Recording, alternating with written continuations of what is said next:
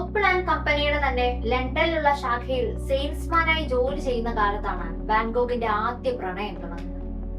അന്ന് വാൻഗോഗ് വാടകയ്ക്ക് താമസിച്ചിരുന്ന വീടിന്റെ ഉടമ മദാം യൂജിൻ ലോയറുടെ മകൾ യൂജേനിയ എന്ന പെൺകുട്ടിയോട് തോന്നിയ പ്രണയം വിൻസെന്റിന്റെ ഹൃദയത്തെ വല്ലാതെ അപഹരിച്ചു. വാൻഗോഗ് നിശബ്ദമായി വെച്ചിരുന്ന പ്രണയം യൂജീനിയ ഒടുവിൽ അറിയുന്നു. എന്നാൽ നേരത്തെ തന്നെ മറ്റൊരാളുമായി വിവാഹ നിശ്ചയം കഴിഞ്ഞ യൂജീനിയ വാൻഗോഗിന്റെ പ്രണയം അറിഞ്ഞതും തന്റെ പരുക്കൻ വാക്കുകളാൽ വാൻഗോഗിനോട് പൊട്ടിത്തെറിച്ചു. സ്വന്തം മനസ്സിൽ മാത്രം പ്രണയം ഒതുക്കി വെച്ച് നടക്കുന്നവൻ പടുവിഡ്ഢിയാണ് എന്നവൾ വെട്ടി തുറന്ന് അദ്ദേഹത്തോട് പറഞ്ഞു. മറ്റുള്ളവരുടെ വികാരങ്ങളും അവസ്ഥകളും മനസ്സിലാക്കുന്നതിൽ വാൻഗോഗ് പരാജിതനായിരുന്നത് കാരണം പ്രണയം നിഷേധിച്ചത് അയാളെ വിഷാദത്തിലേക്ക് നയിച്ചു. അയാളിൽ കടുത്ത ദേഷ്യം ജനിക്കുന്നു.